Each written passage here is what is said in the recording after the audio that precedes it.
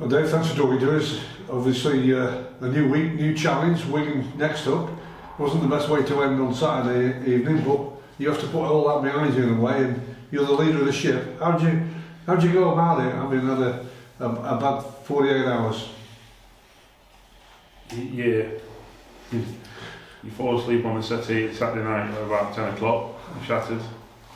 You get up Sunday morning about 6:30, watch the game before all the kids and my wife gets up.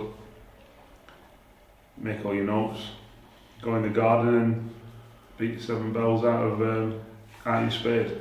That's what I did. But then you come in on Monday morning and you've got to be on the positive, have you? Yeah, of course. Listen, it's the same. I said it to you a couple of weeks ago. We'll go through the video this morning. Show them the good bits and the bad bits. Let's do some good bits. You know, like I said to you, the first 45 minutes is probably the best 45 minutes we've played this season, which is heartening. But then the disappointing thing is the contrast was huge, because that's probably the worst 45 minutes we've had. So, yeah, good bits and bad bits, but you know, we're now 1 defeat in 7, I think it is. And although it felt like a defeat Saturday, we're, I believe, slowly turning the corner, but we've got to improve. We've still got a long way to go, a long way to go, because we can't have them 45 minutes. We can't have 5 minutes like that. Never mind 45. So we're getting there. On one hand, on the other hand, we've got to make sure that we don't perform like we did second half. How do you go about it then? Addressing your group of players to get it over that message that, yeah, you can have blips. Football's not a smooth road at all, is it? It's always the rocky things waiting for you. But how do you get those messages over so if that occasion comes up again, like it did at the weekend, it doesn't happen? Well, like you said, there's a very real chance it will happen again, because that's where we are in our development, and that's football. Like you just said, the law of probability suggests it will. That's not defeatist, that's just realism, that's just going with the numbers. You've got to try and minimise it as much as you can, so it's once a season or twice a season. I can remember getting promoted to the Championship with Rotherham. We lost 6-1, 5-1 and 4-1 twice in a promotion season. That was 4 blips in a very successful season, but there were massive blips. You know, that's football. Like you just said before we started, that football's never smooth, it's up and down. So in order to get to where we need to be, we've got to just keep believing we're on the right track, and I think we are. We're getting there. From where we were 6 weeks ago, we're far better. We certainly would have scored a goal like the second goal 6 weeks ago. No chance. So you go, well, that's signs of improvement right there. And there were other bits, certainly in the first half, the amount of control we had and the playing, which we probably should have been further ahead. But then there's the other end of the pitch that we've got to be better at as well, and that's a big area for improvement. Well, you're trying your best, and you always will work with your players to make them better. You, for on a personal note, you've always said that you can learn things yourself from the games, and I bet you've sorted a few things up, have you? Yeah, of course.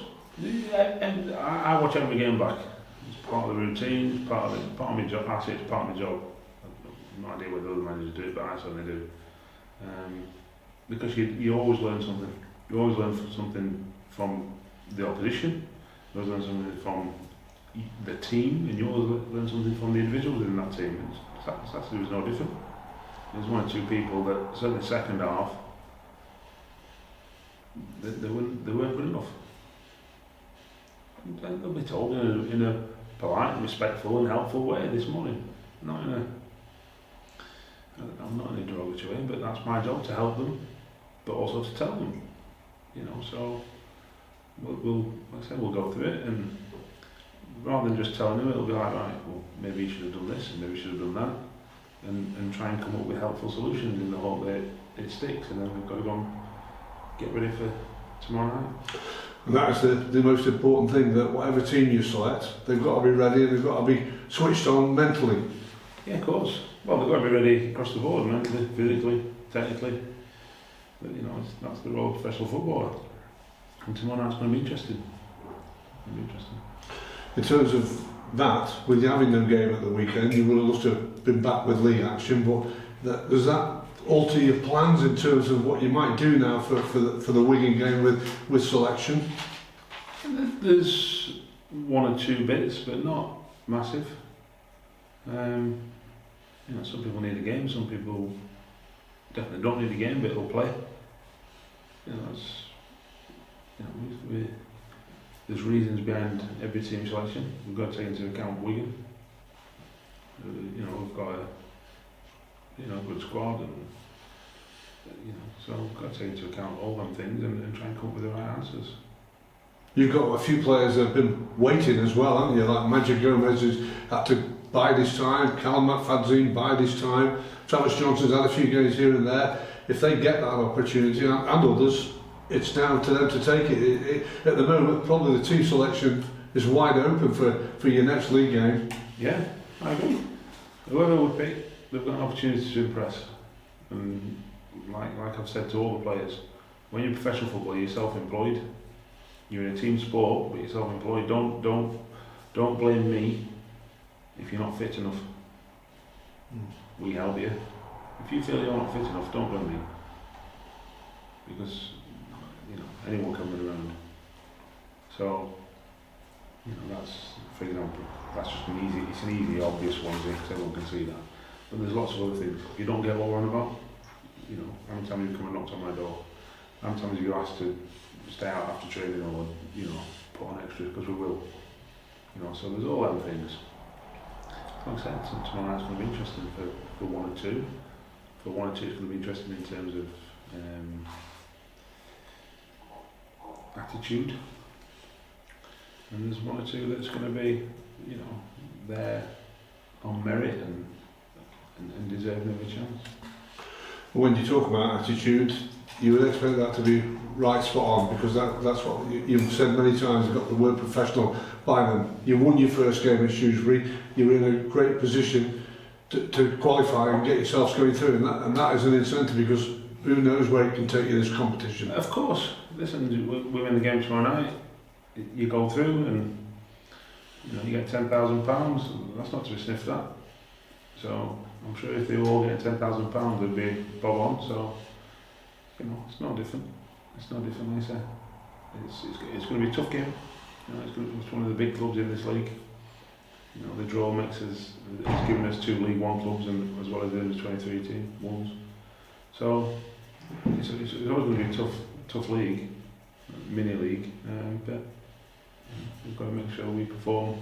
And like I say, it's not necessarily about the opposition. It's about what we do, and it's about how all our players are progressing and developing and performing. And this is a great opportunity for a lot of them. Just one update on Scott Casket. What happened? We think he had a muscle spasm in his bum. So we think his glute sort of went into spasm when he slowed down. So we're hopeful it's not that serious, but we'll assess him over the next couple of days and see where we get to.